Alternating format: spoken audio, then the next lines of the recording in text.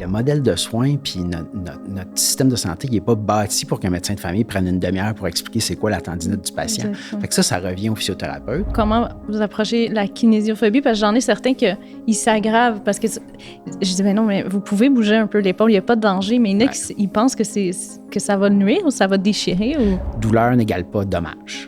C'est pas parce que ça fait mal qu'on est en train de briser quelque chose. Bien, si vous ne faites pas vos exercices, ça ne marchera pas. Ben non, c'est sûr, tu sais, le patient, il faut qu'il les fasse. Mais si tu lui as donné, si c'est pas un patient qui est très actif à la base, puis tu lui donnes 15 exercices à faire 2 fois par jour, c'est sûr qu'il va pas les faire. Il va pas les faire, tu sais.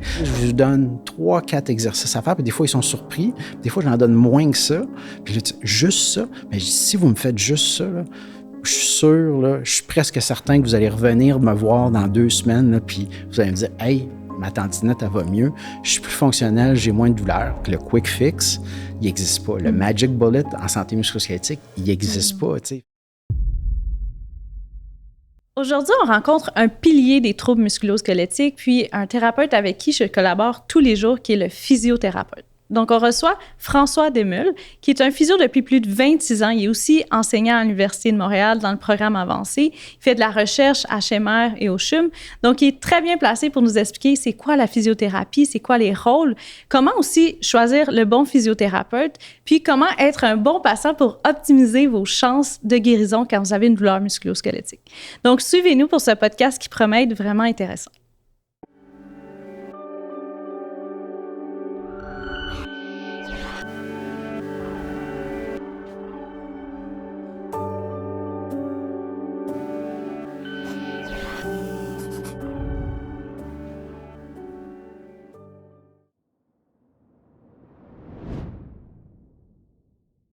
Donc, bonjour François, merci d'être avec nous aujourd'hui. Merci, ça me fait plaisir d'être là. Merci de l'invitation. Donc, moi, ça faisait vraiment longtemps que je voulais recevoir un physiothérapeute parce que dans ma pratique musculo-squelettique, donc c'est sûr, je réfère presque tous mes patients en physio, mais beaucoup ne savent pas, je suis surprise qu'il y a beaucoup qui ne savent pas tellement c'est quoi la physiothérapie, surtout savoir comment choisir le bon physio, tout ça. Donc, si ça ne te dérange pas, j'aimerais ça qu'on commence un peu par définir vos rôles, votre approche. Qu'est-ce que vous faites exactement? Bien, si on parle de la santé musculo-squelettique, là, c'est vraiment le rôle du physiothérapeute, son champ de pratique, là, c'est évidemment de poser un diagnostic dans son champ de compétences, mais c'est ultimement de pouvoir identifier les déficiences puis les problèmes fonctionnels qui font que les gens ont de la douleur puis que les gens ont des problèmes au niveau de leur force puis des choses comme ça. Fait que le but d'un physiothérapeute, c'est vraiment de poser un diagnostic, souvent qui est complémentaire à ce que d'autres professionnels de la santé peuvent faire ou un médecin peut faire en première ligne, entre autres. Puis je dirais des fois peut-être un petit peu plus spécifique aussi, là. Puis ultimement, la première chose qu'un physiothérapeute va faire, mais il y a une grosse part de prendre le temps d'expliquer c'est quoi la pathologie puis c'est quoi le problème que le patient a. Puis le cœur de notre enseignement puis de notre champ de pratique, c'est vraiment la prescription d'exercices qui va avoir dans le but là, de diminuer les douleurs puis d'améliorer les fonctions de ces patients-là qui aient une tendinite, qui aient de l'arthrose, qui aient une lombalgie, peu importe, là. Fait que peu importe un peu la condition, c'est plus basé sur l'exercice, donner des exercices établis. OK, vous avez ce diagnostic, donc voici les exercices. Oui. Faites-vous de la thérapie manuelle? Bien oui, il y a de la thérapie manuelle, mais en 2026, il y a encore beaucoup de physiothérapeutes qui font beaucoup de thérapie manuelle. Peut-être que des fois, on en fait peut-être un peu trop. Fait qu'on le sait, puis on n'est pas les seuls professionnels à faire de la thérapie manuelle. Mais la thérapie manuelle, ça peut aider des gens de façon plus ponctuelle, ça peut avoir un effet à court terme, puis des fois, c'est ce que les patients ont besoin, puis c'est une bonne chose à faire. Mais c'est pas le cœur de ce qu'un physiothérapeute peut apporter en termes de bénéfices puis d'amélioration de la condition des patients qui ont des problèmes musculo-squelettiques. Il y a d'autres choses aussi, là, maintenant, les physiothérapeutes sont aptes à faire des aiguilles sous le derme, qui est un peu l'équivalent de l'acupuncture, mais pas avec tout l'enrobage là, de pseudo-médecine que l'acupuncture peut être. Là, donc, c'est vraiment, on peut utiliser ça. Puis, il y a d'autres approches là, plus passives qu'on peut utiliser, mais c'est pas le cœur de notre pratique. Fait que pour revenir à ta question, pour les gens, pour savoir s'ils sont en face d'un physiothérapeute qui va pouvoir les aider le plus possible avec leurs conditions, ben tu sais, ça devrait être premièrement d'avoir pris le temps d'expliquer c'est quoi le problème, puis c'est d'avoir donné un bon programme d'exercice. Puis souvent, c'est ce que je dis à mes patients. J'ai pas nécessairement besoin de vous voir si souvent que ça. On va se voir sur plusieurs semaines, on va se voir sur plusieurs mois, mais tu sais, j'ai pas nécessairement besoin de vous voir 2 fois par semaine ou X. Des fois, ça arrive, mais tu sais, la plupart du temps, lorsqu'on parle de la santé musculo-squelettique, on n'a pas besoin nécessairement d'avoir une approche, souvent dans notre métier, on va parler d'approche hands-on, on met les mains sur le patient. Puis, des fois, ça, c'est déroutant pour les patients parce qu'il y a des patients qui s'attendent à avoir des massages, avoir de la thérapie manuelle, puis des choses comme ça. Puis là, il faut prendre le temps de leur expliquer, bien, écoutez, aujourd'hui, vous n'avez peut-être pas nécessairement besoin de ça. Ce que vous avez besoin, c'est par vous-même de vous prendre en charge, d'écouter ce qu'on vous donne comme conseil dans votre vie de tous les jours pour vous pacer, faire attention à votre douleur, comprendre pourquoi vous avez la douleur, puis comprendre que souvent, c'est pas si grave que ça d'avoir ce niveau de douleur-là que vous avez, puis d'avoir un programme d'exercice à faire de façon régulière. Qui se responsabilise, dans le fond. Oui. Oui. Parce que comment un patient sait, parce que souvent ça veut dire, bien, je dois aller voir un physio, un ostéo, un chiro, comment un peu guider le patient par rapport à la condition qu'ils ont, ou même si un patient il a une douleur, comment il sait lui qui aller voir? Bien là, tu parles à un physio. Là. Fait que c'est sûr que je ne vais pas nécessairement faire l'apologie de d'autres professions. Ouais. Moi, je pense, en 2026, puis je suis chercheur aussi, puis je suis professeur à l'Université de Montréal en physiothérapie.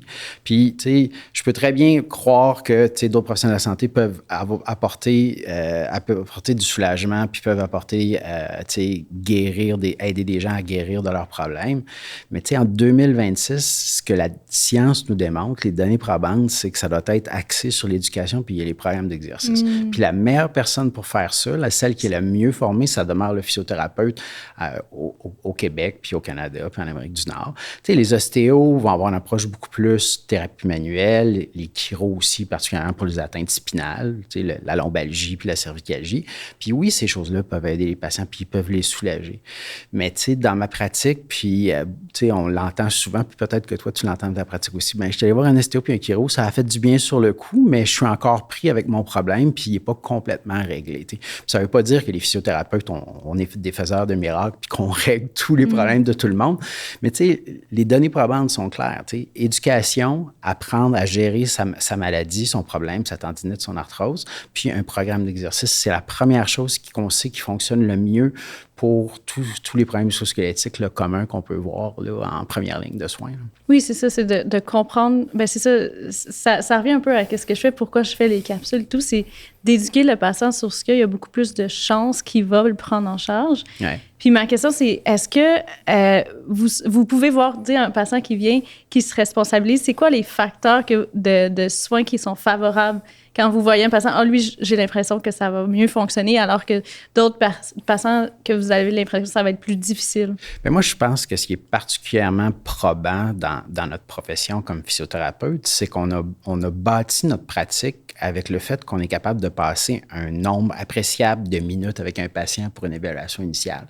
Puis, probablement que c'est ça qui fait une différence dans la prise en charge initiale de plein de problèmes musculo-squelettiques. Souvent, on dit là, que la première ligne ne fonctionne pas bien, que les médecins, des fois, là, c'est un peu limite, puis la prise en charge n'est pas optimale, mais le modèle de soins puis notre système de santé, il n'est pas bâti pour qu'un médecin de famille prenne une demi-heure pour expliquer c'est quoi la tendinite du patient. Fait que ça revient au physiothérapeute, puis dans bien des cas, puis c'est ça, entre autres, qui permet au patient de l'aider, de comprendre sa problématique, de savoir que la douleur qu'il a dans bien des cas, ben oui, il a mal, puis on le comprend très, très bien, puis il veut régler ce problème-là, mais cette douleur-là, même si elle est incapacitante, elle n'est pas nécessairement grave ou va amener à quelque chose de vraiment sévère, puis on est super inquiet là, pour la santé du patient. Puis on le sait très bien, là, des gens qui ont des maux de cou, des maux de dos, là, des fois ils arrivent, ils sont complètement barrés, puis ils vont être soulagés, ils vont avoir besoin des fois là, de médication assez forte pour être soulagés, mais ultimement, on le sait que ça va se résoudre dans 95% des cas, puis que les gens, dans la majorité des cas, les gens vont avoir une amélioration de leurs conditions assez rapidement, suivant là, un épisode là, de lombalgie super aiguë, par exemple. Là, fait que vous rassurez beaucoup les personnes. Oui. Puis, tu sais, si tu regardes encore la littérature, il y a même de la littérature qui démontre qu'à partir du moment que tu parles correctement à ton patient puis que tu es rassurant, bien, juste de faire ça, on sait que ça a un outcome positif sur la douleur puis la fonction du patient plus loin. Là, fait que, tu sais, des fois, là, dans les vieux discours qu'on avait, là, vous avez de l'arthrose, votre articulation est os sur os. C'est fini. Votre tendon est complètement déchiré, puis il faut mettre ça en perspective. Fait que, ce vocabulaire-là qui est hyper anxiogène pour les patients, ben, je pense que les physiothérapeutes en 2026 sont particulièrement aptes à prendre le temps pour expliquer, bien oui, vous vous êtes fait dire ça. Oui, la radiographie ou l'imagerie, la résonance magnétique a dit que c'est déchiré. Mais ultimement, là, c'est pas si grave que ça. Il faut mettre ça en contexte avec votre présentation clinique, puis on va être capable de vous aider, puis on va probablement être capable de récupérer malgré tout ce qui semble particulièrement angoissant sur un rapport d'imagerie. Oui, et puis juste ça diminue la douleur. Là. Quand on est moins anxieux, on dirait le seuil de douleur diminue. Bien aussi, sûr, fait que déjà ça, tu sais, puis fait que, tu sais, ça. Puis des fois, comme tu dis, ben, tu sais, à prendre le temps d'écouter le patient, puis de le rassurer, puis de développer ce qu'on appelle dans le jargon une alliance thérapeutique, tu sais, bien, ça se fait pas en 3 minutes dans un cabinet de médecine familiale en sans rendez-vous. Tu sais, ça marche pas. Je veux dire, ça marchera pas pour plein de monde. Fait que, tu sais, d'avoir le temps de s'asseoir avec le patient, puis de l'écouter, puis de répondre à ses interrogations, puis à ses craintes, puis par la suite de le rassurer, puis de lui faire bien comprendre ces choses-là. Fait que, tu sais, des fois, ça prend du temps, tu sais. Puis le système n'est pas bien bâti en première ligne pour faire ça, malheureusement. C'est ça, parce que ma question, c'est oui, mais c'est pas tous les patients qui ont accès à la physio non plus. Oui, mais ça, c'est un autre grave problème. Là. Grosso modo, au Québec et au Canada, on se dit qu'il y a à peu près 40% des gens qui n'ont pas nécessairement, qui n'ont pas les ressources financières ou accès à des assurances personnelles qui leur permettent de leur payer de la physiothérapie. Puis, moi, dans ma pratique au public, lorsque je vois certains des patients, puis ils sont rendus à voir des orthopédistes, puis je travaille en collaboration avec des orthopédistes, puis là, ils me disent « Ouais, mais j'ai pas l'argent, j'ai pas accès à ça. » Bien, c'est tranquillement en train de changer. Donc, on voit, c'est une chose qui est super intéressante du métier de physiothérapeute au Québec puis au Canada, c'est l'intégration des physiothérapeutes justement dans les groupes de médecine familiale. Fait que, il y a 20 ans, il y en avait 5 il y a à peu près 500 groupes de médecine familiale au Québec.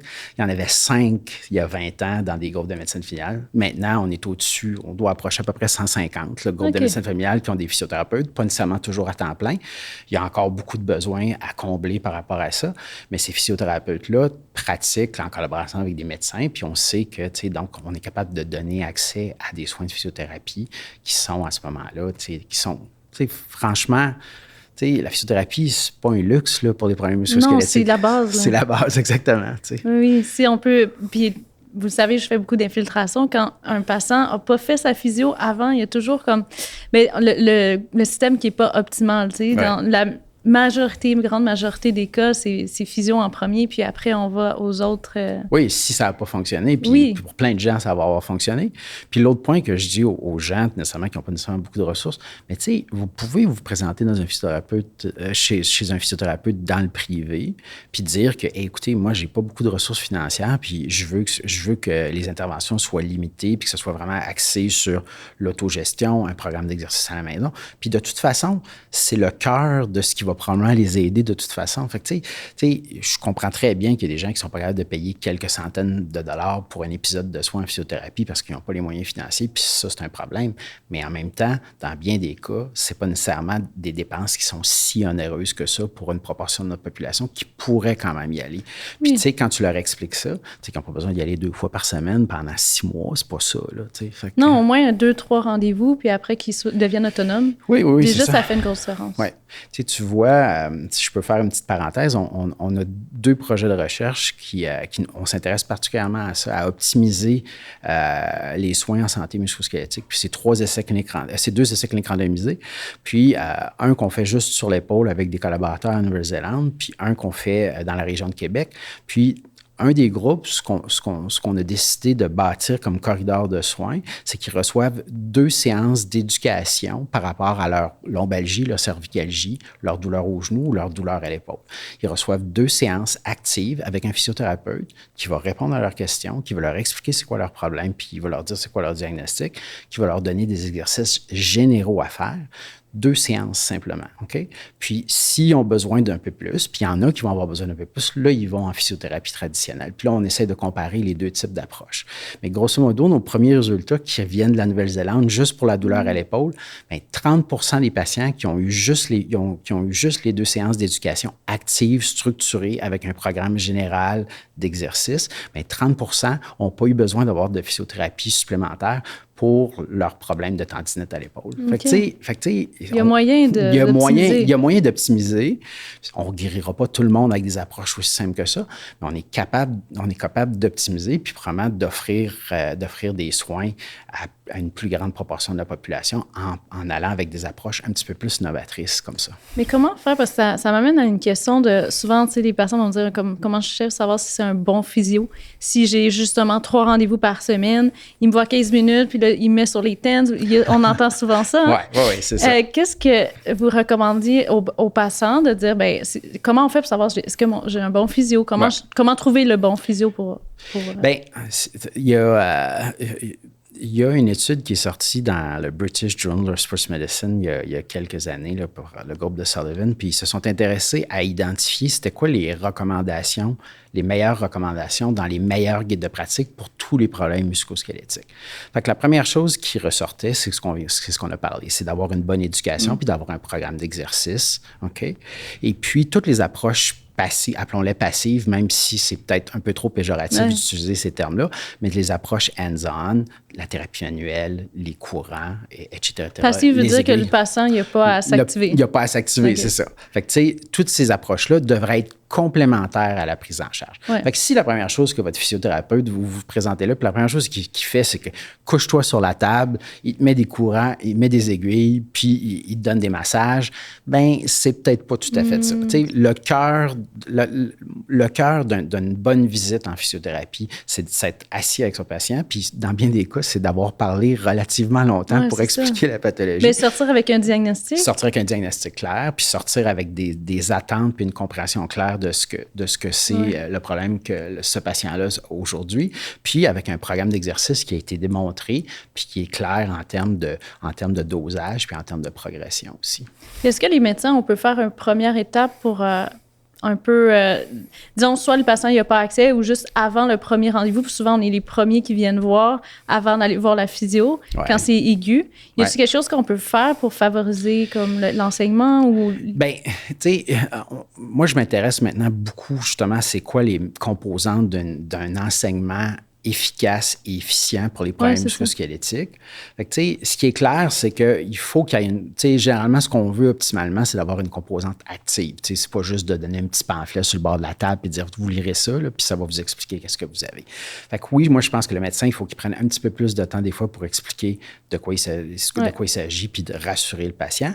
Puis, il existe des ressources en ligne où on peut diriger nos patients après ça pour lire la littérature par rapport à leurs problèmes. Fait que, il y a des choses qui peuvent être faites par rapport à ça.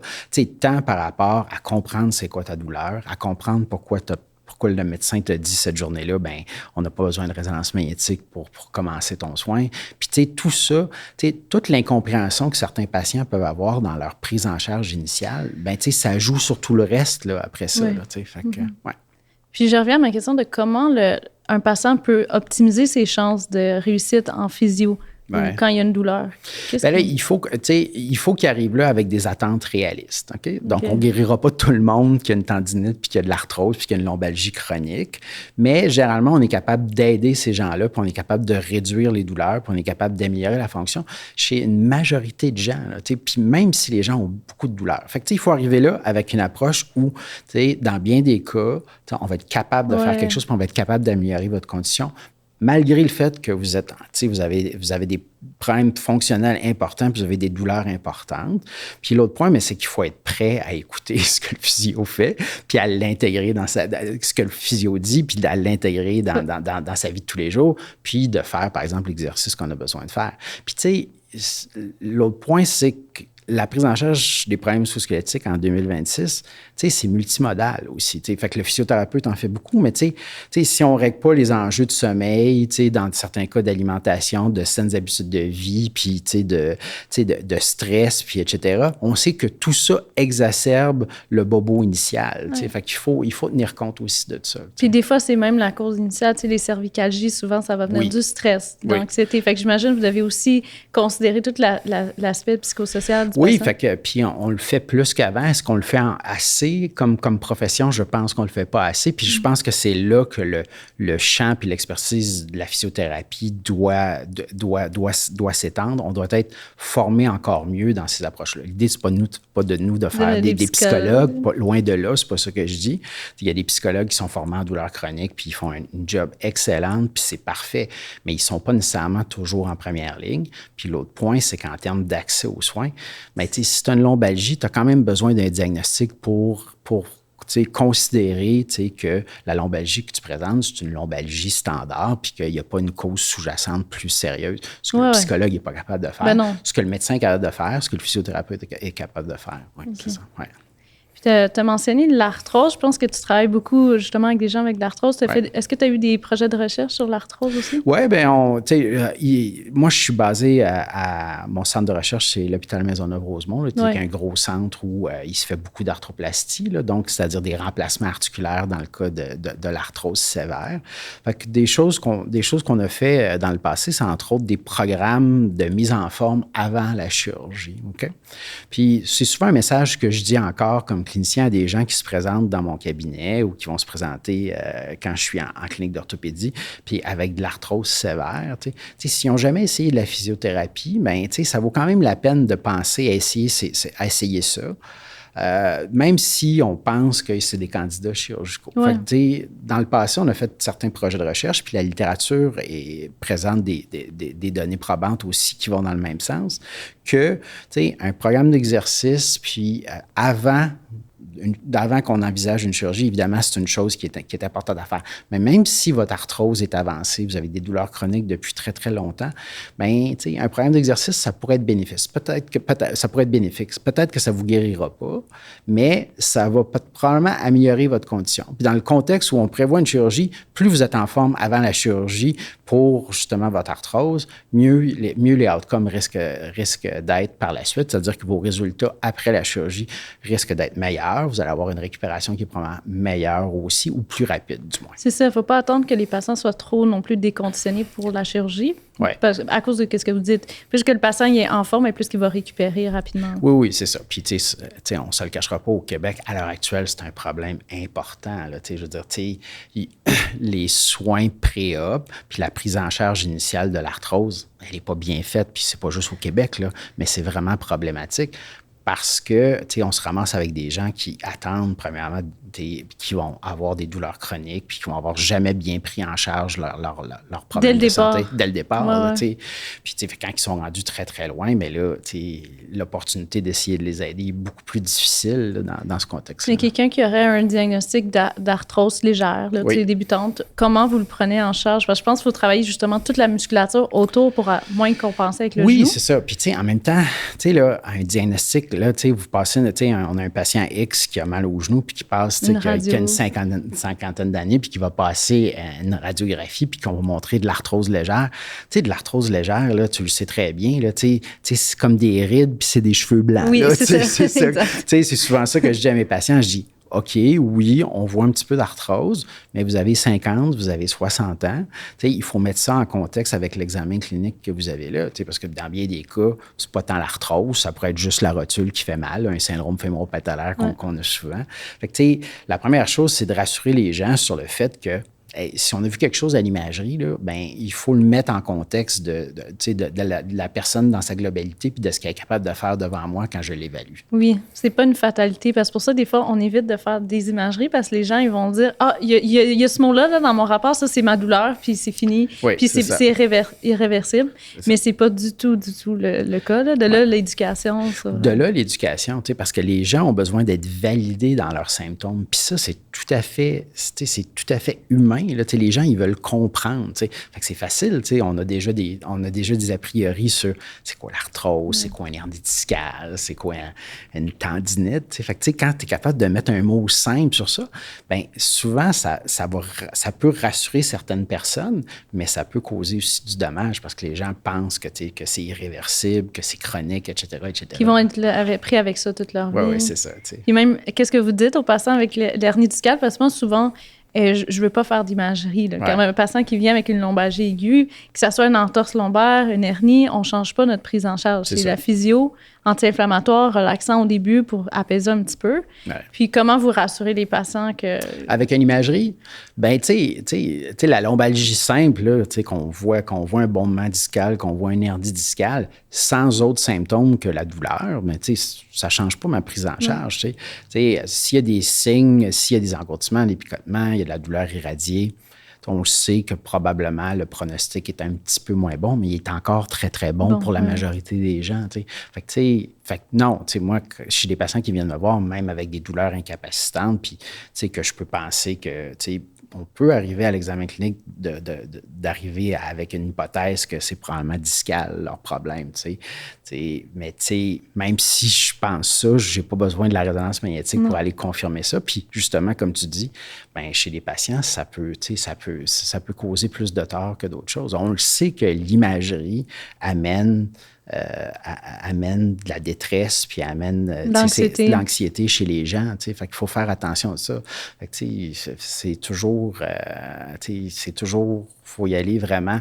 Tu dois le faire dans la vie de tous les jours avec tes patients. L'imagerie, on la veut lorsqu'on veut exclure quelque chose de plus grave ou si ça va orienter la suite des choses qu'on fait en termes de traitement par rapport à ces patients-là. Fait que, je sais pas, je fais une petite parenthèse, là, j'ai récemment vu, ça fait des années que je vois ça quand je vais aux États-Unis. Il y a évidemment le privé là, puis avec tous les revers que ça peut avoir des fois. Tu vois des annonces, c'est passer une résonance magnétique pancorporelle pour savoir tout ce que vous avez.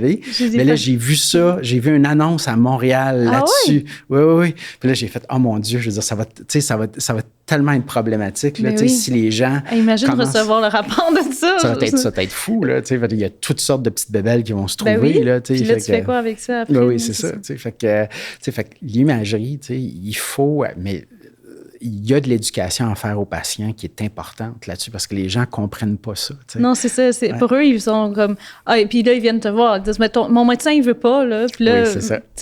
Mais je pense que c'est de là, en tout cas, l'endroit où je fais le plus d'éducation, je pense, c'est à ce niveau-là, pour rassurer les patients. Mais tout le temps dans le bénéfice du patient. Puis si je le fais pas, c'est pour vous. Non, c'est pas pour vous nuire. Ça va rien changer. Oui, c'est ça. Mais il y a des gens qui comprennent, puis quand tu t'assois avec eux autres, mais c'est vrai que c'est pas toujours facile avec tous les patients de leur dire, ben non, on n'a pas besoin d'imagerie. Il y en a qui veulent en avoir le cœur net. Oui.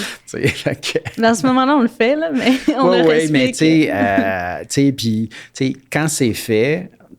moi, je n'ai pas de droit de prescription autonome pour plein d'imagerie. La radiographie en aigu, les physiothérapeutes au Québec maintenant ont le droit de l'offrir, de la prescrire dans certaines conditions. Mais si jamais il y a un patient qui me dit « Ah, ça me prendrait-tu une résonance magnétique? » puis le médecin a dit oui pour la résonance magnétique, ben, je prends le temps d'expliquer. Là, le rapport va revenir, puis on va voir toutes sortes de petites choses, là, puis il va falloir mettre ça corréler ça avec ce que vous avez cliniquement. Puis il y a bien des chances que ça soit pas très corrélé, puis que ça soit juste des trucs fortuits qui n'ont pas vraiment d'importance. Moi, je dis toujours, la résonance magnétique, c'est pas Dieu le Père. Là, fait que c'est vraiment pas ça. Non, c'est ça.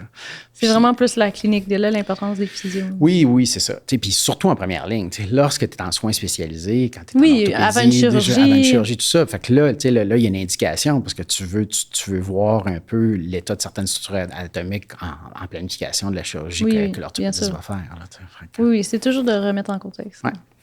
Puis justement, ça m'amène un peu à parler de votre collaboration avec les médecins. Ouais. Comment comment vous collaborez justement avec les médecins? Est-ce que c'est quelque chose de très fréquent ou comment vous faites pour... Bien, pour la profession, tu sais, les choses changent beaucoup. Tu le sais très bien, puis les Québécois et les Québécoises le savent. Tu sais, il y a une volonté du ministère, mais du Collège des médecins aussi, puis des associations médicales de collaborer beaucoup plus avec les différents professionnels de la santé. Pas juste les physiothérapeutes. Fait que, il y a vraiment une mouvance de travailler de façon collaborative. T'sais. Fait que ça, c'est fantastique. C'était peut-être pas comme ça il y a 20 ans. En fait, c'était clairement pas comme ça il y a 20 ans. Puis, tu sais, fait que là, les physiothérapeutes ont, en première ligne, ils ont une expertise musculo-squelettique que bien d'autres médecins n'ont pas. Bien sûr. Puis l'idée ici, c'est pas de lancer la pierre aux médecins. Je veux dire, ils ont à prendre en charge toutes sortes de conditions qui sont beaucoup plus problématiques pour la santé des patients à long terme. Pas que la douleur musculo-squelettique, c'est pas important, mais on le sait très bien que dans leur curriculum de formation à travers les universités québécoises, c'est relativement limité. Oui. Fait que donc, le physiothérapeute prend de plus en plus de place dans le système de santé, puis c'est fantastique. Moi, je suis très heureux de ça. Puis, parce qu'il y a une expertise qui est là. Il est capable de poser un bon diagnostic musculo-squelettique dans son champ de pratique, évidemment, mais il est capable, puis donc, à partir du moment où on est capable d'identifier c'est quoi vraiment le problème, bien, on est capable de bien orienter le patient par rapport à ses soins. Mais mieux le traiter aussi. Mieux le traiter, c'est ça. Que ce soit en physiothérapie, mais c'est aussi de dire, bien, écoute, nous, on a fait ça, mais moi, je pense que tu bénéficierais d'avoir telle médication. Là, on est rendu au point où je pense qu'une injection, ça pourrait être quelque chose qui vaut la peine. Ouais, tu as une rupture du ligament croisé antérieur, puis tu es quelqu'un de super actif, bien, il faudrait peut-être considérer une chirurgie, il faudrait que tu ailles voir un orthopédiste, etc. Fait que oui, fait que de plus en plus, on voit les physiothérapeutes dans des rôles plus autonomes. Un peu comme les infirmières praticiennes spécialisées. C'est pas un rôle qui est encore reconnu au Québec proprement dit, mais on appelle ça les physiothérapeutes en pratique avancée. Moi, je suis responsable d'un programme gradué où on forme les cliniciens en exercice pour prendre ces rôles plus autonomes-là. Évidemment, on doit respecter notre champ de pratique, puis on n'a pas de prescription autonome de médication ou d'injection ou même de réduction de fracture. Mais ailleurs dans le monde, les physiothérapeutes en pratique avancée sont capables de tout faire ça dans certaines choses. Fait que ils ont vraiment un rôle beaucoup plus autonome d'intervenant en premier contact, de première ligne, où ils vont pouvoir prendre en charge les patients de façon beaucoup plus autonome. Ça ne veut pas dire qu'ils ne vont pas travailler en collaboration avec les médecins de famille ou avec d'autres médecins spécialistes, mais ils sont capables de faire ça. Mais c'est depuis quand au Québec que c'est... Bien, c'est émergent. Là. Oui, nous, on a un programme depuis 2019, mais tu sais, les premiers modèles de pratique avancée au Canada datent des années 2000, particulièrement en Ontario.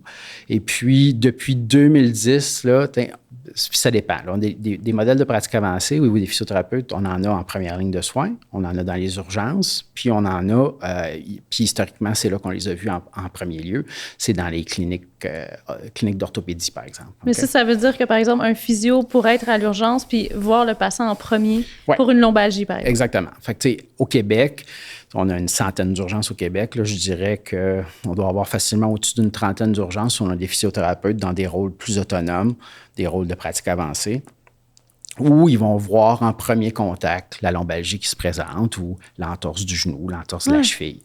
Et puis, on sait que ça a des bénéfices, évidemment. Fait que, évidemment, les temps d'attente peuvent être réduits parce qu'on le sait qu'à l'urgence, c'est épouvantable au Québec, les temps d'attente. Puis, mais on sait qu'on a des bénéfices aussi. Fait que, encore une fois, le physiothérapeute, il est placé dans ce corridor de soins-là, puis il va prendre un peu plus de temps que le patient. Puis mais ça veut dire que le patient ne verra pas le médecin, disons que s'il vient pour une lombalgie? Fait que, comme ce n'est pas encore des rôles complètement implantés au Québec et au Canada, il y a toutes sortes de pratiques hétérogènes. Mais dans certaines urgences, avec l'aisance que les gestionnaires ou que les médecins avec qui ils travaillent ont, mais les physiothérapeutes peuvent voir des patients de façon complètement autonome, puis ils seront pas vus par un médecin si leurs conditions ne le requièrent pas. Si jamais on suspecte une fracture puis tout ça, bien là, le médecin va rentrer en ligne de compte, si on a besoin d'une médication, etc., si on a besoin d'une ponction, je ne sais pas quoi. Mais c'est sûr. Puis ils ont un peu plus de temps, j'imagine, les physios avec le patient? Ben oui, c'est ça. Fait que c'est encore un des bénéfices de ces nouveaux modèles-là, c'est que plutôt que d'avoir un médecin qui est surchargé, qui à la base, un urgentologue, par exemple, sa formation est est orienté vers l'exclusion de pathologies graves, là, grosso modo. L'urgence. C'est l'urgence. Fait que, et donc, si on prend un physiothérapeute qui prend le temps, qui va prendre une demi-heure avec le patient, puis qui va expliquer c'est quoi son entorse de la cheville, puis que oui, il y a peut-être un ligament qui a été tiré, mais il n'est pas déchiré, puis j'aimerais ça que vous fassiez ça pour votre cheville, bien, ça, c'est une bonne chose. Puis dans certains cas, bien, encore une fois, ces modèles de pratique avancée-là, où on positionne des physiothérapeutes en premier contact dans le réseau public, donc ça augmente l'accès à la physiothérapie pour des clientèles qui souvent en ont le plus besoin puis ne sont pas capables d'aller dans le privé.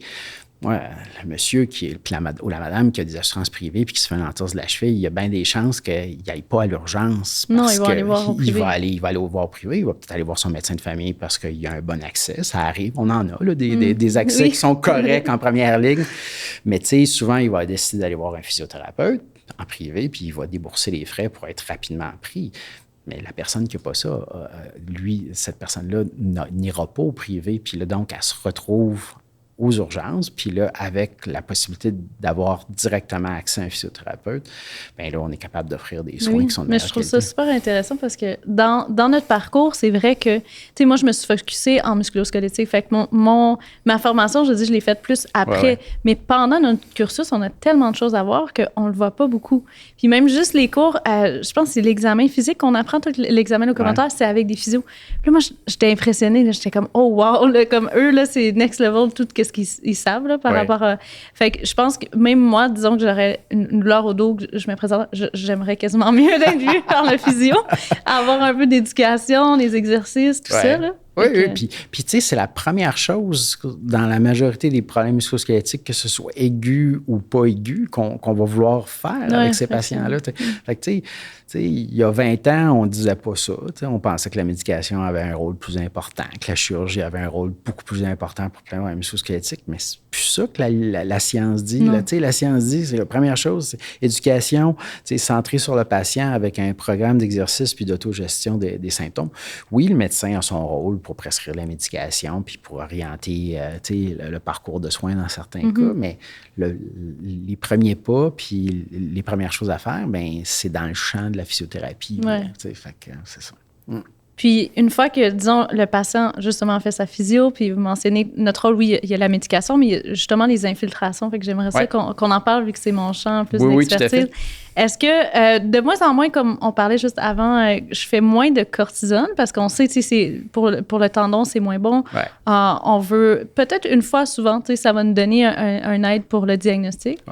Puis, il y a la viscosuppléance, le PRP, on va pouvoir en parler un peu plus. Mais c'est quoi votre approche pour savoir un peu, est-ce qu'on est rendu à l'infiltration pour un patient?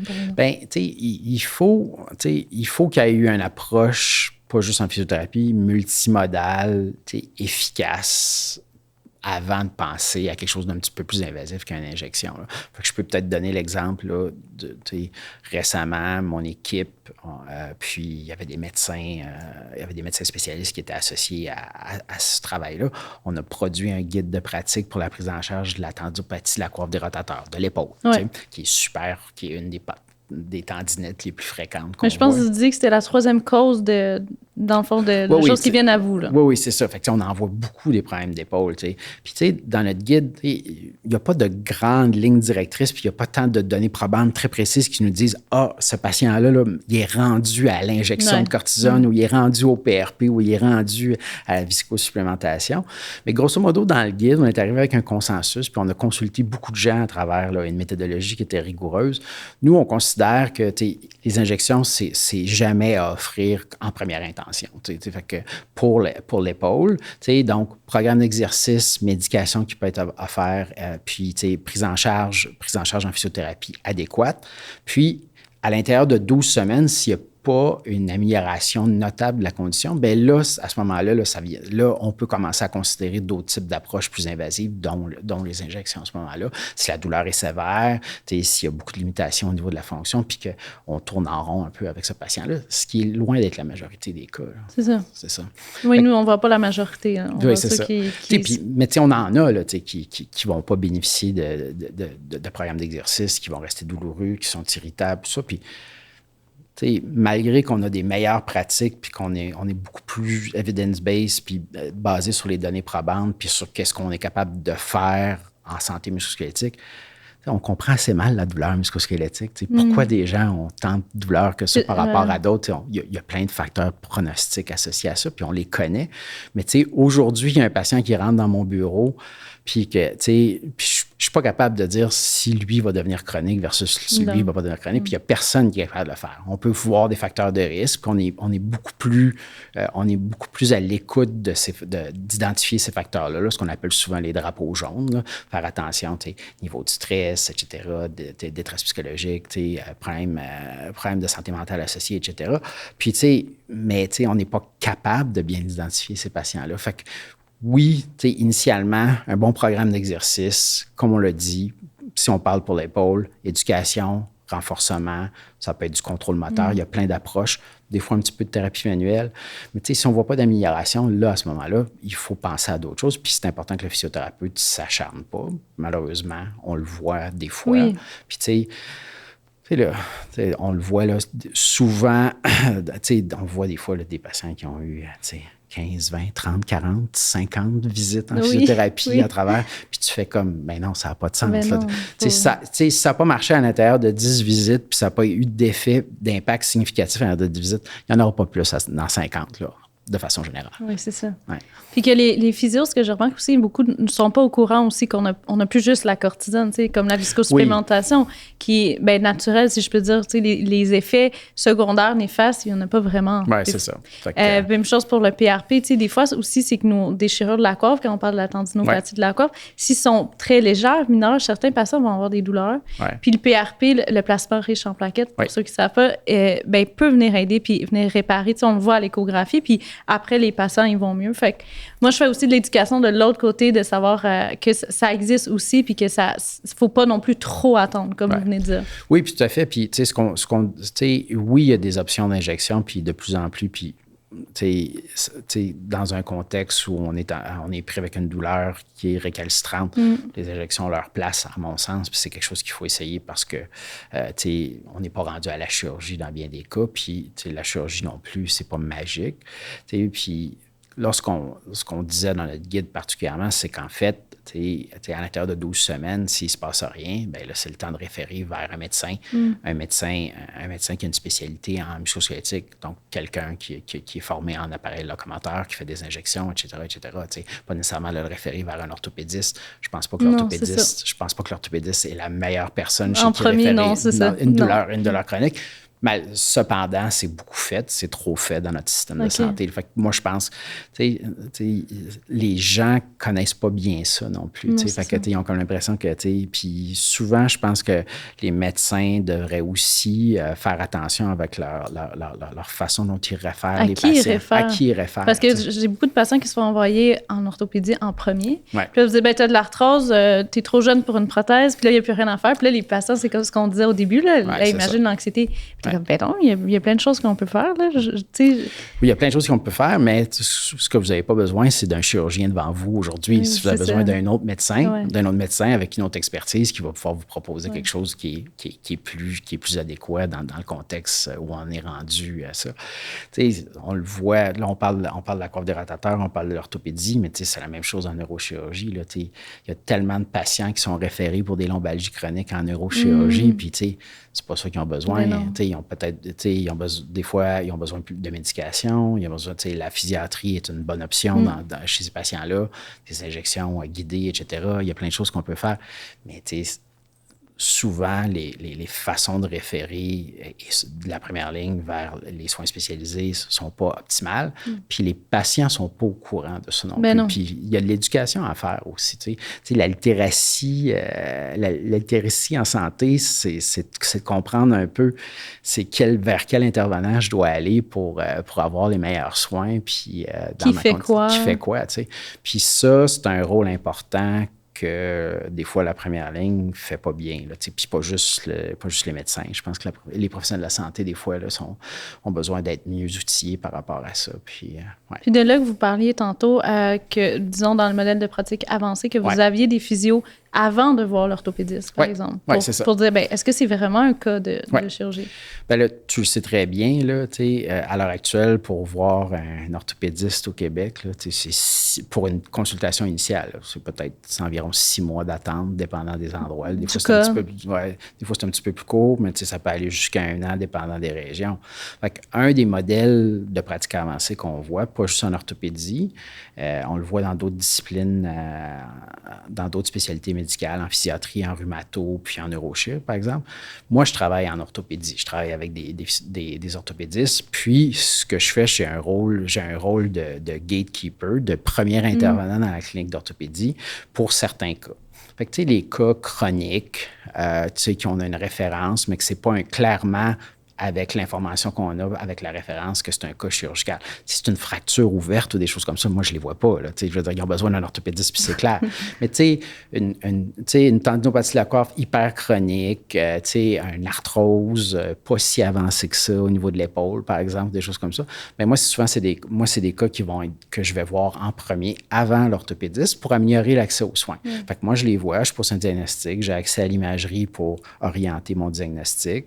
Puis là, je vois le patient, puis avec lui, je lui explique c'est quoi sa condition, puis je lui dis, aujourd'hui, avec l'information que j'ai, je pense que vous êtes chirurgical, fait qu'on va vous faire revenir, puis là, vous allez rencontrer l'orthopédiste. Est-ce que vous pensez qu'une chirurgie, vous êtes prêt à avoir une chirurgie? C'est quelque chose que vous considérez? Fait que tu discutes avec eux, des pour et des contre de ça, puis par la suite, ils peuvent rencontrer l'orthopédiste. Mais s'ils ne sont pas chirurgicales, là, on leur propose une prise en charge plus adéquate. Là. Donc, on ne le fait pas à l'intérieur de la clinique, mais moi, je peux les orienter vers les bonnes ressources parce que je pense que telle chose peut être utile pour eux autres. Ça peut être des injections, ça peut être une médication différente. Les voyez-vous plus vite que s'ils avaient attendu de voir?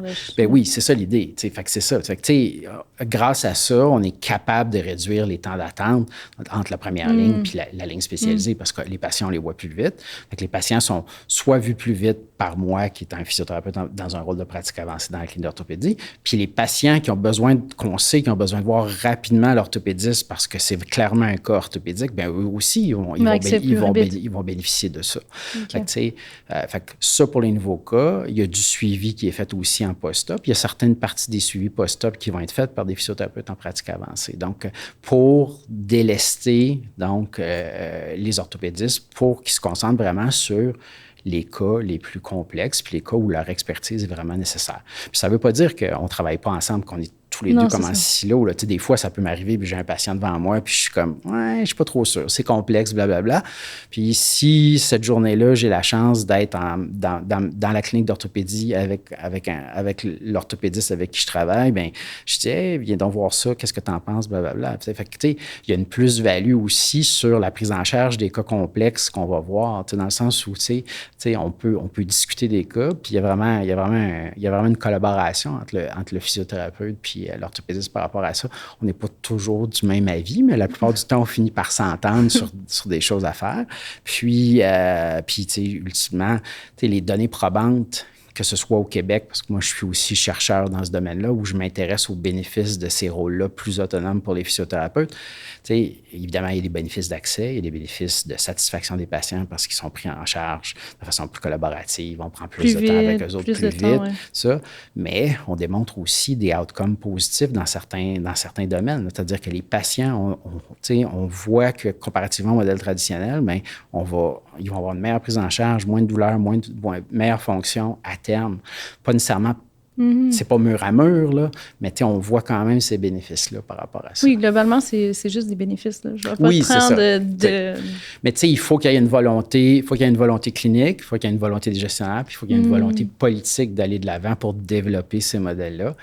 Au Québec, présentement, les rôles de pratique avancée, c'est pas encore reconnu. Non. Malheureusement, notre ordre professionnel puis notre président se tourne un peu les pouces par rapport à aller de l'avant vers ça. Pourtant, il y a une volonté politique, puis pourtant, il y a une volonté du collège aussi. Mais il faut... là, il y a des tonnes... J'ai parlé de plein de modèles de pratique avancée, fait qu'il y a plein d'initiatives locales. Mais à un moment donné, il va falloir qu'on standardise tout ça, puis qu'on arrive avec quelque chose d'une reconnaissance aussi. Tant pour la profession, tant pour le modèle collaboratif avec les médecins, mais aussi pour les patients. Parce qu'à chaque fois que, il y a un patient qui rentre dans ma clinique, Puis eux autres, là, ils ont été informés qu'ils verraient un physiothérapeute brièvement, mais souvent, il y a de l'incompréhension. Fait que là, je suis comme, oui, moi, je suis physiothérapeute, mais je ne suis pas ici pour vous donner de la physiothérapie habituelle, parce qu'il y en a qui arrivent et disent, j'en ai fait de la physiothérapie, puis ça ne marche pas, puis je veux voir un orthopédiste. T'sais, ça nous arrive de se faire dire ça. Mais là, il faut que tu expliques un peu. Moi, mon rôle aujourd'hui, là, c'est de poser un diagnostic, puis c'est de voir un peu qu'est-ce qui serait le plus bénéfique pour votre condition aujourd'hui. Puis ça peut comprendre de voir l'orthopédiste, mais ça pourrait comprendre aussi qu'on essaye d'autres choses avant. Ouais. Donc, qu'est-ce qui fait qu'un patient... C'est quoi qui fait qu'un patient ne va pas répondre à la physiothérapie? Donc, certains patients qui ont des facteurs qui font que ça ne va pas fonctionner pour eux. Ben, des fois, ben honnêtement, je le sais pas. Puis on le sait pas. Fait qu'il y en a des patients qui répondent pas à ça pour la douleur musculo-squelettique. Fait que c'est sûr qu'on n'est pas toujours capable d'expliquer pourquoi les gens passent d'une douleur aiguë à une douleur chronique. Tu le sais très bien. Là, on a une proportion de gens qui vont rester avec des douleurs chroniques. Mais ce qui est clair en 2026, c'est que tout ce qui est psychosocial a beaucoup d'importance sur les douleurs persistantes. Là, fait que stress, ça peut être aussi les syndromes post-traumatiques aussi. Là, des fois, il y a beaucoup de littérature qui sort là, sur la douleur musculo-squelettique chronique, puis des stress, des syndromes post-traumatiques, là, mais des fois là, qui datent de bien longtemps. Fait que, des fois, on ne le sait pas. Mais dans bien des cas aussi, c'est parce que le patient, il est pas tout à fait compris ce qu'on voulait faire avec lui. Fait que des fois, il ne fait pas ses exercices non plus. Mais ce que je dis toujours à mes patients, puis ça, je vais lancer une petite pierre aux physiothérapeutes. Là, je pense que de façon générale, on prescrit trop de types d'exercices puis d'affaires, des fois, trop compliquées pour rien. Parce que si on regarde la littérature, on n'a pas nécessairement besoin d'avoir un gros volume d'exercices pour avoir des bénéfices en termes de réduction de douleur et d'amélioration de fonction des patients. Fait que, le patient, il faut qu'il les fasse. Mais si tu lui as donné, si c'est pas un patient qui est très actif à la base, puis tu lui donnes 15 exercices à faire 2 fois par jour, c'est sûr qu'il va pas les faire. Il va pas les faire. Fait que, je pense qu'il faut faire attention puis adapter notre message par rapport à ça. Puis c'est souvent que je dis à des patients, puis des fois, avec les patients, là, en 2026, aujourd'hui, la science nous dit là, qu'il y a plein de sortes d'exercices qui fonctionnent. C'est pas vrai qu'on a toujours besoin de faire full renforcement. Des fois, ça peut être juste dans des amplitudes relativement simples. Ça peut être juste des exercices pour corriger une biomécanique, des exercices de contrôle moteur, puis tout ça fonctionne. T'sais. Fait que des fois, là, on peut simplifier nos approches dans le but de simplifier le fardeau de nos patients, puis qu'ils soient plus compliants. T'sais. Moi, c'est ça que je dis aux patients, je dis, écoutez, vous n'en avez pas... Là, je vous donne 3-4 exercices à faire, puis des fois, ils sont surpris, puis des fois, j'en donne moins que ça, puis je dis, juste ça. Mais je dis, si vous me faites juste ça, là, je suis sûr, là, je suis presque certain que vous allez revenir me voir dans 2 semaines, là, puis vous allez me dire « Hey, ma tendinite, elle va mieux, je suis plus fonctionnel, j'ai moins de douleur. » Il ne sera pas guéri en 2 semaines. Puis, il faut avoir des attentes réalistes, puis c'est ça aussi aux patients. T'sais. Tant qu'un patient vient me voir en physiothérapie, puis que je veux qu'il embarque dans ma bébelle, là, la fameuse alliance thérapeutique, ben, une tendinopathie là, qui est installée un peu, ça ne se guérit pas en 3 semaines, la plupart du temps. Je leur dis, là, on va travailler ensemble probablement pour 3 mois. Je vais vous voir quelques fois. Vous allez voir probablement des progrès rapidement, mais vous allez retourner complètement à 100% à l'intérieur de 12 semaines. Il faut être clair sur les attentes qu'on a par rapport à ça. Fait que le quick fix, il n'existe pas. Le magic bullet en santé musculo-squelettique, il n'existe pas. Fait que, des fois, oui, les mobilisations, les massages, se faire craquer le dos, tout ça, là, ça va amener une réduction de douleur rapide, mais qui ne va pas durer dans le temps. Fait qu'il y a d'autres choses qu'il faut que s'accompagnent de ça. Fait que des fois, c'est utile de faire ces approches. On parlait des approches passives tantôt. Parce que si le patient repart de ton cabinet avec un petit peu moins de douleur, il va être plus content, il va être plus satisfait, puis il va probablement plus embarquer dans tout le reste que tu dis. Mais l'important, c'est peut-être pas de le manipuler en lombaire puis de le faire craquer juste pour réduire sa douleur de façon ponctuelle. L'idée, c'est d'y donner des exercices de contrôle de son bassin, de ses abdominaux, de son dos, parce que c'est ça qui va, à long terme, vraiment... Persister. permettre de réduire sa douleur, améliorer sa fonction, puis aussi réduire les risques de récidive. Parce qu'on le sait aussi que si on travaille sur du plus long terme puis que les patients prennent des bonnes habitudes de vie en étant actifs avec certains des exercices qu'on donne, mais en étant actifs de façon générale, on sait que ces gens-là vont avoir une meilleure santé musculo-squelettique par la suite. Là. Oui, c'est ça. Parce que trop souvent, c'est ça. On me dit, mais j'ai fait, ça m'a soulagé 2 jours, ça revient.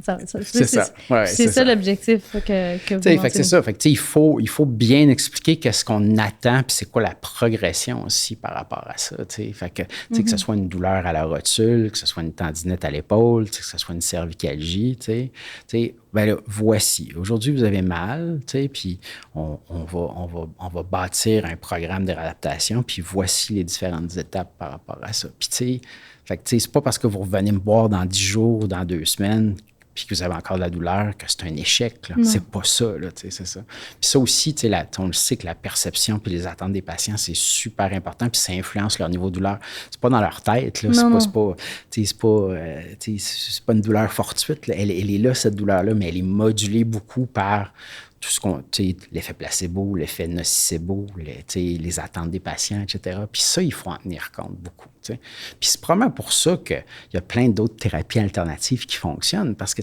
ces thérapies alternatives-là, qui des fois n'ont pas beaucoup de fondements scientifiques, qui prennent les patients dans leur globalité, puis qu'est-ce qu'ils font ces thérapeutes-là? Là? Puis je ne suis pas un apôtre de ces thérapies-là parce que je pense que c'est pas fondé sur de la bonne science, mais ils amènent ces patients-là, s'ils vont là puis qu'ils retournent là des fois, c'est parce qu'ils sont écoutés, ils sont attendus, puis dans certains cas, ça leur fait du bien, puis on le sait que ça fonctionne dans certains cas. Fait que c'est plus les facteurs contextuels dans ce cas-là là, qui vont vraiment aider ces patients-là, mais c'est pas ultimement ce qui va les guérir, entre guillemets. Là, Donc, en résumé, les profils de patients plus difficiles, c'est ça. Ben, si vous ne faites pas vos exercices, ça ne marchera pas. Ben non, c'est sûr, c'est ça. S'il y a beaucoup de contexte psychosocial, anxiété ou PTSD, ça peut... Il faut s'attendre à ce que ça soit plus difficile. Oui. Puis, si je prends mon exemple, moi, j'ai eu des douleurs chroniques là, dans ma vie, puis j'ai essayé, justement, j'avais physio, ostéo, chiro. Je les ai toutes vues, là. Ouais. Puis ce qui a fonctionné, mais c'est qu'à un moment donné, je me suis arrêtée. Je me suis dit, peut-être qu'il y a quelque chose d'autre, la psychologie, d'aller voir comme l'anxiété en dessous de ça qui a causé mes douleurs. Oui, puis tout à fait. Fait que, ça, c'est important. Puis, la première chose que je dis à mes patients dans un contexte d'une douleur musculo-squelettique, là, qui est en lien avec une surutilisation, un problème mécanique. La première chose que je leur dis, c'est, je dis là, on va se calmer. Là. Fait que, vous allez arrêter de faire ce qui est super irritant pour vous. Que ce soit un coureur, que ce soit un joueur de tennis, par exemple. Des fois, quand c'est des travailleurs ou d'autres personnes, c'est plus compliqué là, parce qu'on a des vies puis il faut qu'on fasse nos choses. T'sais. Mais quand j'ai quelqu'un qui me vient me voir pour une douleur au genou, puis c'est un coureur, puis une douleur à l'épaule parce que c'est un joueur de tennis, ou une douleur au tendon d'Achille, mon premier conseil, c'est comme, on va réduire votre volume d'activité, puis là, il faut qu'il t'écoute, t'sais. Mais puis là, le point, c'est justement, c'est qu'ils comprennent qu'il faut qu'ils réduisent avec un programme d'exercice ciblé associé à ça, puis de leur dire que c'est pas pour la fin des temps là, que vous pourrez plus courir. Là, on va vous retourner à la course, puis en attendant, on va vous faire d'autres choses au niveau cardiovasculaire si vous voulez continuer à bouger. Puis il y a des façons de faire. Il faut calmer le feu c'est ça, que les patients comprennent. C'est ça. Fait que des fois, les gens sont comme « Ouais, j'ai mal, mais je continue à le faire. » Mais je dis là, il faut. Si tu veux qu'on règle ton problème, il faut que tu m'écoutes. Fait que des fois, c'est pas toujours facile. Non. C'est ça. Mais, on y arrive. On y arrive. Puis, des fois, ça prend pas des choses si complexes puis des programmes d'exercice si complexes ou tant de temps pour voir des gros bénéfices chez nos patients par rapport à ça. Fait que, surtout quand c'est en aigu, évidemment. Fait que, Mais même en chronique, en revenant un peu à l'arthrose, là, on en a parlé, mais on a dévié un peu. Mais qu'est-ce qui va aider le plus le patient, selon vous, dans les stades légers à modérés pour l'arthrose? Bien, c'est les bonnes habitudes de vie. Là. La première chose que je dis aux patients, surtout, parce que là, l'arthrose, ce qu'on voit le plus, c'est la hanche, le genou, puis c'est au niveau lombaire. On en voit ailleurs, là, mais la première chose que tu dis aux gens, puis c'est ça qu'il faut qu'ils comprennent, c'est que oui, vous avez un petit peu de douleur à la hanche, un petit peu de douleur au genou, puis c'est probablement dû à de l'arthrose. Mais il faut que vous changiez un petit peu vos habitudes de vie. On le sait que c'est fortement associé à un surpoids pour le membre inférieur. Fait que nécessairement, c'est pas tout le temps dans le champ du physiothérapeute là, de gérer ça, mais il faut tenir compte de ça. Puis des fois, les gens, la première chose que les gens font quand il y a de la douleur, souvent dans les cas, c'est qu'ils arrêtent de bouger complètement. On vient de parler de ceux qui n'arrêtaient pas de bouger, puis qu'il faut leur dire, mais on a toute une série de patients qui arrêtent tout, puis qui font j'ai mal, puis là, ça veut dire que c'est scrap, puis que ça ne marchera pas, puis il ne faut pas que j'aille cette douleur-là. Alors qu'on le sait très bien, dans les cas d'arthrose, un programme d'activité, puis de renforcement, puis d'exercice ciblé, puis progressif, c'est la première chose qui va les aider, ces patients-là. Le grand problème qu'on a en physiothérapie ou en traitant ces patients-là, c'est de faire comprendre aux patients qu'il y a une balance à trouver. S'ils en font un peu trop, ils vont s'irriter, puis s'ils n'en font pas assez, ils vont déconditionner, puis on ne réglera pas le problème. Fait que, c'est pas toujours facile de trouver c'est quoi le bon volume d'exercice par rapport à ça. Fait que, puis avec ça, mais ça s'explique aux patients, juste dans le sens, OK, là, je te donne tel exercice à faire, on les a fait aujourd'hui ensemble, tu n'avais pas de douleur quand tu faisais ça, mais demain ou 24-48 heures plus tard, je veux que tu sois encore confortable. Puis si tu te lèves, puis tu es super stiff, puis tu es raqué, puis tu as de la douleur, c'est que tu en as fait trop la veille. Mais on va quand même... Fait qu'il faut que tu écoutes ton corps, puis il faut que tu progresses aussi. Il y a un rôle de coaching important dans notre profession pour faire comprendre aux gens que, justement, c'est qu'il y a un juste milieu dans la prise en charge de l'arthrose, justement, qui est évidemment multimodal, puis ça ne veut pas dire que c'est juste l'éducation, puis la perte de poids, puis les exercices, mais on le sait que c'est extrêmement important, puis c'est la première chose qu'on devrait faire. Évidemment, il peut y avoir de l'analgésie, il peut y avoir des anti-inflammatoires, des choses comme ça, mais c'est pas nécessairement la première. Dans les cas d'arthrose légère, on n'a pas nécessairement besoin d'aller vers là. Si on a une condition, si c'est plus aigu, oui, on peut essayer ça. On sait que, en termes ponctuels, la médication, il n'y a à peu près pas d'effet secondaire. Est-ce que les gens prennent trop d'anti-inflammatoires non stéroïdiens de façon orale dans la société? La réponse, c'est oui. Mais de façon ponctuelle, on sait qu'on peut avoir des bénéfices, puis on ne fait pas juste mettre un plaster sur le bobo. Là. On sait qu'on va être capable un petit peu de réduire l'inflammation intra-articulaire, puis ça va probablement donner un petit peu plus, combiner un programme d'exercice, on sait qu'on motiver les patients à le faire. Motiver les patients, puis ils vont être un petit peu plus, confortables pour faire les exercices, puis on sait qu'on est capable de le faire. Puis surtout, ce que je vais amener, c'est surtout les bons exercices. Parce que je pense qu'en arthrose, ce qu'on veut, c'est voir où est la compensation. Souvent, une arthrose du genou peut venir de la hanche, de la cheville. Fait que les patients d'eux-mêmes, c'est difficile de savoir. Fait que c'est pour ça, de là, l'importance aussi de votre rôle.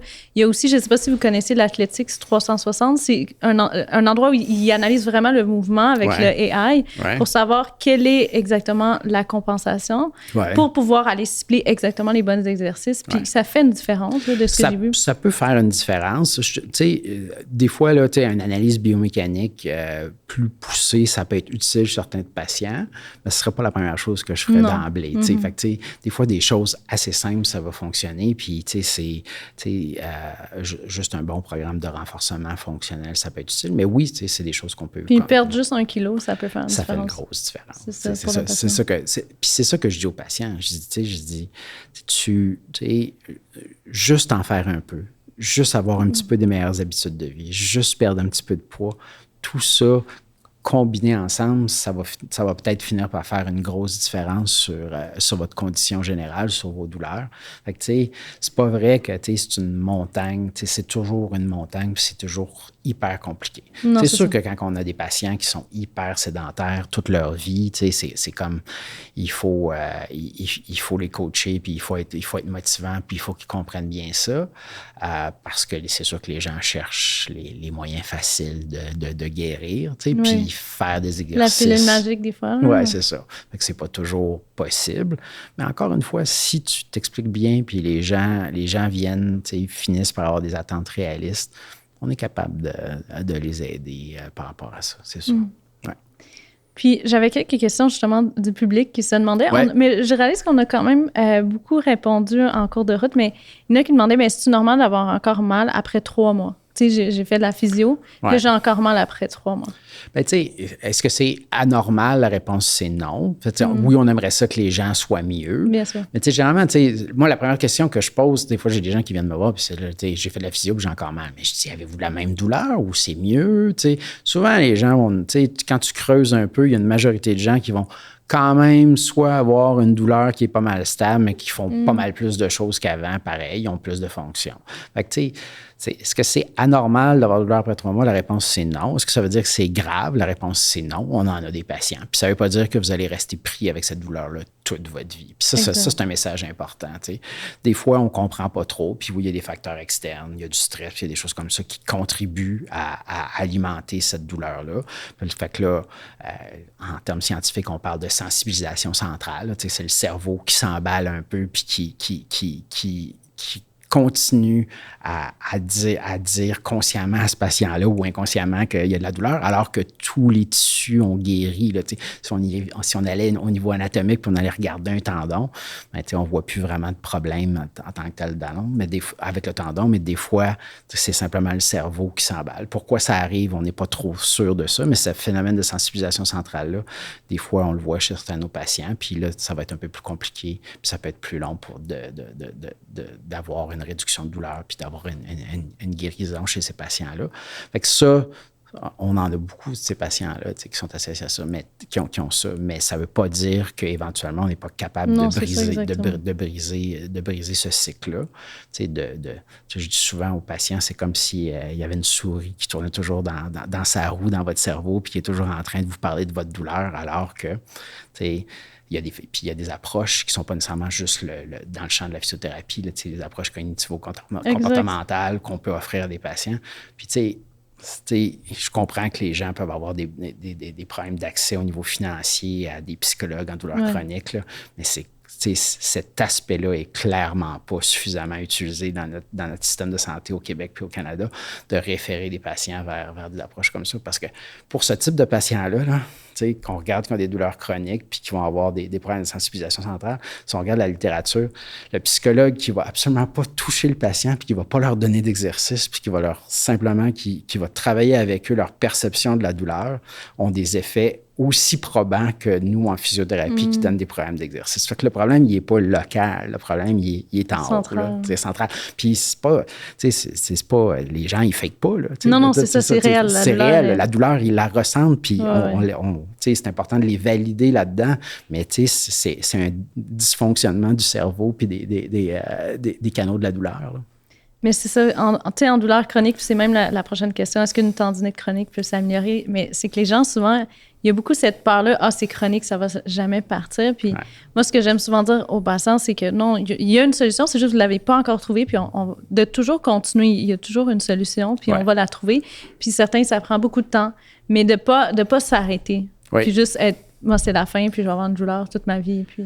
Oui, puis tu sais, le patient qui arrive, puis là, on va vers des thèmes plus spécifiques que nous, en réadaptation, puis en santé musculo-squelettique, on peut parler, là, mais tu sais, la peur du mouvement. Oui, si je fais ça, ça va me blesser.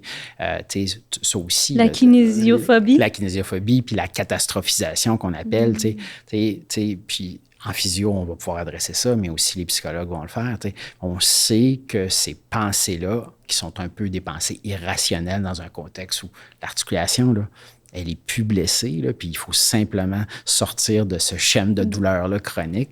Mais on sait que si on est capable de briser ça, puis c'est pas facile à faire chez tous les patients, mais on est capable simplement de réexposer les gens à des activités relativement plus douloureuse de façon graduelle, le graded exposure qu'on appelle souvent. Là, et puis ça, on va avoir des effets là-dessus. Fait que, c'est pas vrai que parce que vous avez une tendinite depuis 3 mois, depuis 6 mois, depuis 1 an, on en a des patients qui viennent nous voir qui ont de la douleur depuis longtemps, puis finalement, on est capable d'adresser certains de ces facteurs-là puis de voir une progression dans leurs conditions. Hein. Ouais.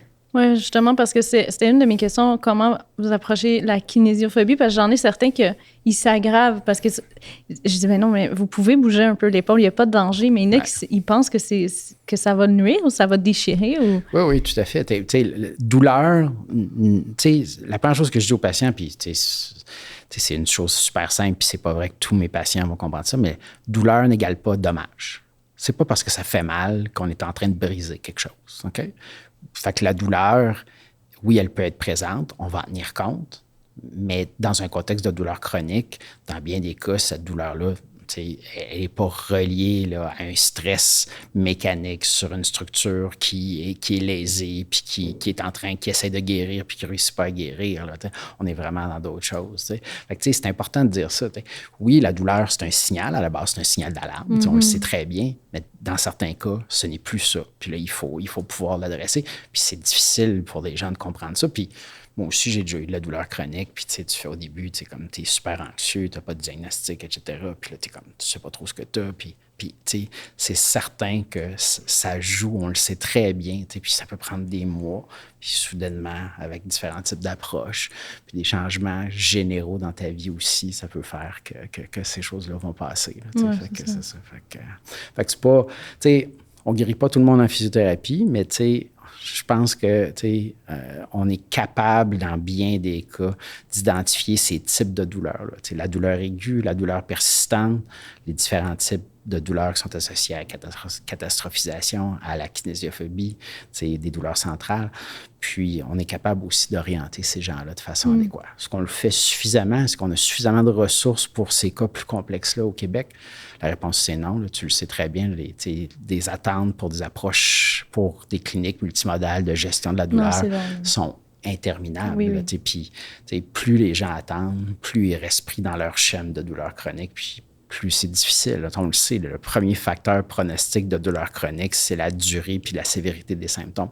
Fait que plus ils sont là-dedans, plus c'est difficile de les sortir. Oui, c'est super important que les patients, en attendant d'être vus dans ces cliniques-là, qu'ils continuent soit la physio ou qu'il y ait quelque chose, là, parce que sinon, ça va vraiment exponentiellement augmenter leur douleur. Puis ça, je pense que c'est un point super important. C'est pas parce que vous êtes référé en spécialité, parce que votre cas est récalcitrant de douleur, que vous devez arrêter tout ce qui a été fait avant. Des fois, les gens restent dans des no man's land. Là, fait que, j'ai fait de la physio pendant 2 mois, ça n'a pas aidé. Puis là, ça fait 6 mois que j'attends pour voir un orthopédiste. Puis je veux pas dire qu'il faut qu'on s'acharne sur... c'est pas de l'acharnement thérapeutique, puis dans le sens où, oui, dans certains cas, il faut arrêter certains types d'interventions, mais je pense que c'est fait de façon beaucoup trop fréquente avec certains des patients, alors que, en attendant d'avoir un avis d'un spécialiste, il y a des choses qui peuvent être faites, quand même. Là. Puis je pense que un des messages, c'est que les patients pensent à ça. C'est pas parce que tu vas voir un orthopédiste que la seule solution pour ton cas, c'est la chirurgie, puis c'est pour ça que tu vas le voir, puis tout le reste, ça vaut pas la peine de l'essayer. Exact. C'est ça. Puis il y a des risques, puis il y a une réhabilitation après une chirurgie, ça oui, vient tout à fait. Oui, c'est ça. Puis plus vous allez être en forme, de toute façon, pour votre condition, peu importe le type d'intervention qui va être fait, meilleures sont les chances. Là, fait que c'est sûr. Fait que, Une question plus pour finir, on n'en a pas parlé, je ne sais pas si vous en faites, les commotions cérébrales, parce que j'en ai eu beaucoup personnellement. Ouais. Est-ce que c'est essentiel de voir un physio une fois qu'on a une commotion cérébrale, par exemple? Bien, je suis pas très formé en commotion cérébrale, mais je pense pas que c'est essentiel de voir un physiothérapeute avec nécessairement lorsqu'on a une commotion cérébrale. Premièrement, je pense que le diagnostic initial des commotions cérébrales est souvent difficile à faire. Il n'est pas nécessairement bien fait en première ligne. Mais sachez que si vous avez des symptômes récurrents, on a des physiothérapeutes qui sont formés par rapport à ça. Puis, l'éducation, l'autogestion des symptômes, programme d'exercice progressif, on sait que c'est dans les premières étapes importantes pour retourner à la fonction suivant la commotion cérébrale. Fait que, ça, c'est des choses qui peuvent être essayées. Puis les physiothérapeutes sont aussi ceux qui sont bien formés. Puis c'est pas l'ensemble de nos membres au Québec qui sont extrêmement bien formés sur les commotions cérébrales. Ils le sont plus qu'avant. Mais si vous pensez que vous avez peut-être une commotion puis vous avez des symptômes, vous ne savez pas trop quoi faire avec, oui, votre médecin de famille, clairement, c'est une option. Mais les physiothérapeutes aussi peuvent l'être à ce moment-là. Dans le contexte aussi, ils vont être capables de poser un diagnostic dans leur champ de pratique. Ils vont être capables aussi de vous orienter par rapport à qu'est-ce que vous avez besoin. C'est surtout ça. Puis, souvent, c'est pas des approches qui sont très complexes, là, qui sont très demandantes en termes, tu n'as pas besoin d'être vu là plein de fois, là, plusieurs fois par semaine pour ça. Non, c'est ça. Des fois, il peut y avoir des enjeux au niveau du cou qui font que les symptômes perdurent. Ce n'est pas juste au niveau là, du cerveau. Là. Des fois, là, il peut y avoir des tensions au niveau musculaire, des choses comme ça. Mobilisation des vertèbres cervicales aussi peuvent aider. On sait que la thérapie manuelle peut aider dans ce cas-là avec un programme d'exercice de mobilisation, puis un programme d'exercice général aussi pour pouvoir là, s'exposer à un niveau d'activité plus important pour justement se sortir là, des symptômes qui des fois peuvent être chroniques là, chez certains de nos patients, de nos athlètes. Oui, OK. Oui. Donc, pour finir, j'aimerais ça qu'on revienne à toi. Ça fait combien de temps que tu fais la physio? Parce que j'ai oublié de te le demander au début. Moi, j'ai gradué en 2000. Fait que j'ai gradué de l'Université Laval. J'ai travaillé longtemps dans la région de Québec comme physiothérapeute dans un hôpital où je faisais du musculo-squelettique, soit des patients en clinique externe, soit des post-op. J'ai travaillé longtemps avec des orthopédistes. Par la suite, j'ai fait des études de maîtrise. Moi, je suis aussi épidémiologiste. Mon doctorat est en épidémiologie. Fait que j'ai fait un doctorat en épidémiologie. Puis, par la suite, je suis arrivé à Montréal. J'ai eu un poste à l'Université de Montréal comme professeur là-bas pour l'enseignement de la physiothérapie. Pendant des années, je n'ai pas pratiqué. Puis là, la pandémie est arrivée. Puis moi, je suis à Maisonneuve-Rosemont pour mes recherches, puis dans l'est de Montréal. Puis pas juste dans l'Est, là, mais particulièrement à Maisonneuve-Rosemont, là, les premières vagues de la pandémie ont été super difficiles. Fait que j'ai décidé de remonter sur les étages pour traiter des patients là-bas. Puis, depuis la pandémie, j'ai décidé de continuer une pratique. Fait que je suis retourné, je reste un petit peu à Maisonneuve-Rosemont, je suis retourné en clinique privée. Fait que je travaille un petit peu toujours en clinique privée quelques heures par semaine. À travers certains projets, je pouvais traiter certains projets de recherche, comme je suis chercheur aussi, je pouvais traiter des patients. Puis, plus récemment, là, j'ai intégré le CHUM comme physiothérapeute dans un rôle de pratique avancée là, en clinique d'orthopédie là-bas. Là, puis je pratique dans un rôle là, d'orientation des soins des patients qui sont référés, là, comme on a parlé tantôt. Oui. Ouais, donc, c'est ça. Ça fait 26 ans. Ouais. Qu'est-ce qui te passionne encore de ce que tu fais, de ton métier? Qu'est-ce qui me passionne? Qui te motive? Moi, quand j'ai commencé, je me souviens qu'on se faisait dire que la physio, ça marche pas tant que ça, puis ça coûte cher. Fait que je me souviens très, très bien d'avoir entendu ça. Puis c'est vrai que les pratiques étaient peut-être pas optimales, la physiothérapie. Mais ce qui est le fun de voir, c'est que le physiothérapeute, maintenant, il est reconnu comme un spécialiste du système locomoteur, puis particulièrement en musculo-squelettique, qui est mon domaine. Moi, les physiothérapeutes, ils peuvent travailler en neurologie, ils peuvent travailler en cardio-respiratoire, ils peuvent travailler avec les commotions. Moi, c'est pas mon domaine, moi, c'est le musculo. Puis, oui, moi, ce que je trouve fantastique, c'est qu'on est capable de plus en plus de démontrer toute la plus-value puis tous les bénéfices pour les patients de ce que la physiothérapie peut offrir. Puis, parallèlement à ça, oui, les patients savent ça. Il y a encore beaucoup d'éducation à faire sur qu'est-ce qu'un physiothérapeute peut faire auprès de la population. Mais parallèlement à ça, tous les cliniciens avec qui on travaille, tous les médecins, etc., maintenant, ça a complètement changé. Là, moi, je reçois des références de médecins puis qui me disent lombalgie, opinion, prise en charge, puis des choses comme ça. Fait que, on a un rôle de plus en plus, qui est de plus en plus reconnu par le milieu de la santé, puis ça, c'est fantastique par rapport à ça. Puis, il y a plein de choses encore qu'on a à comprendre sur la douleur musculo-squelettique. Fait que, oui, on avance, puis je pense qu'on traite mieux les patients qu'avant. Puis je pense que on est capable de faire une meilleure job, mais il y a encore beaucoup de travail à faire. Fait que je pense que c'est ça qui me drive un peu dans ma pratique.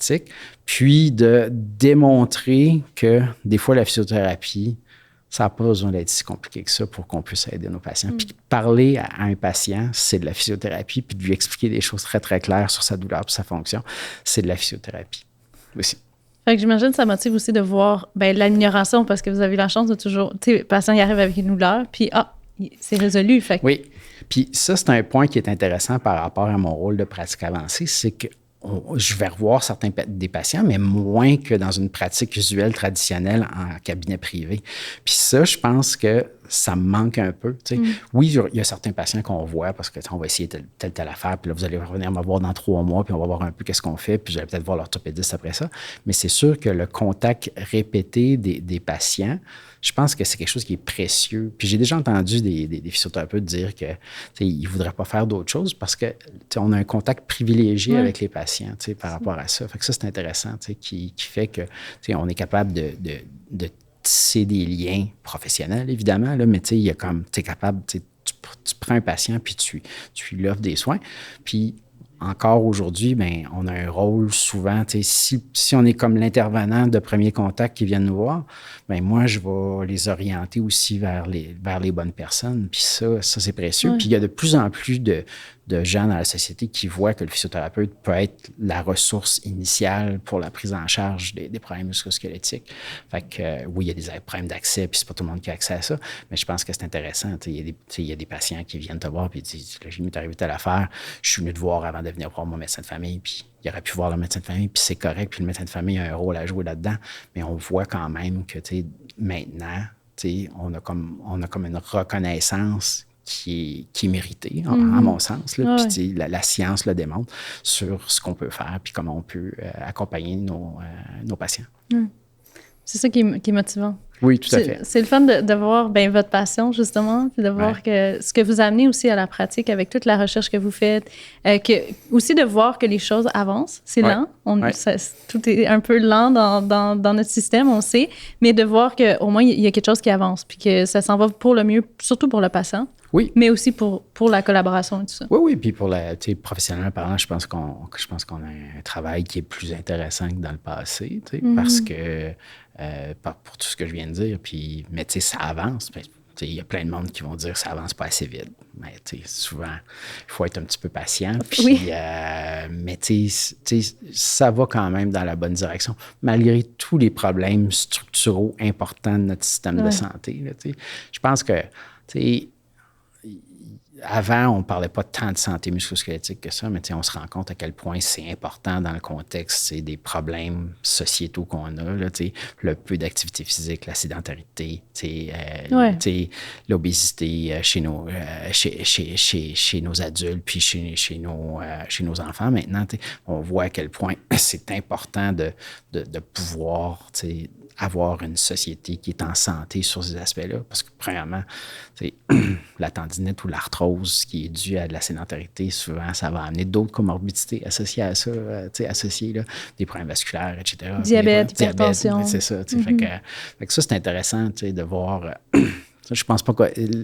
Pour finir là-dessus, on ne manquera pas de travail dans les prochaines décennies, pour le meilleur ou pour le pire. Là, fait que ça, c'est sûr. Okay. Mais merci. Est-ce que de ton côté, il y avait des choses que tu voudrais rajouter? On a fait un grand tour. Non. Puis, je pense que il faut voir la physiothérapie comme un intervenant de premier contact, de première ligne, qui peut souvent très, très bien vous prendre en charge. Puis, c'est pas puis c'est une des portes d'entrée du système de santé, même si des fois, il n'y a pas accès parce qu'on n'a pas les ressources financières, mais c'est une des portes, puis c'est un des maillons importants pour la prise en charge de certains patients. Fait que, le message, c'est pour certains des patients, vous avez une entorse, vous avez une douleur, quelque chose. Oui, ça peut être bien de voir votre médecin de famille, mais le physiothérapeute en premier, ça peut être aussi une excellente façon de faire. Puis si vous avez besoin de voir votre médecin de famille, bien, le physiothérapeute, il va vous le dire. Oui, exactement, c'est ça. Vous êtes bon pour se dire, bien là, c'est le temps de voir votre médecin aussi. Oui, c'est ça, exactement. OK. Bien, merci beaucoup pour ton temps. Ça fait plaisir. C'était super le fun. Oui, puis on va suivre tes recherches aussi, guide de pratique que tu fais, tout ça, c'est toujours intéressant d'avoir ces nouveaux projets-là qui sortent. Là. Oui. C'est important aussi, c'est d'améliorer la pratique de tous nos professionnels, pas juste les physiothérapeutes. Exactement. C'est ça, parce qu'il y a beaucoup de travail encore à faire là-dessus. Parce que, comme je le disais, on ne comprend pas toujours très, très bien la douleur musculo-squelettique. Même si on a fait des grands pas, là, il en reste encore beaucoup à accomplir. C'est bon? Oui, mais merci. Merci à toi. J'espère que vous avez aimé cet épisode, puis surtout que ça vous aide à mieux comprendre le rôle de la physiothérapie, puis surtout de savoir quand est-ce que vous en avez besoin pour vous-même, puis si c'est le cas, comment optimiser vos chances de guérison et de réduction de vos douleurs. Donc, n'hésitez pas à commenter si vous avez des questions, ça va me faire plaisir de vous recevoir. Likez la vidéo, puis aussi abonnez-vous à ma chaîne pour que je puisse rejoindre plus de gens, puis aussi pour que vous puissiez voir les prochains épisodes qui s'en viennent.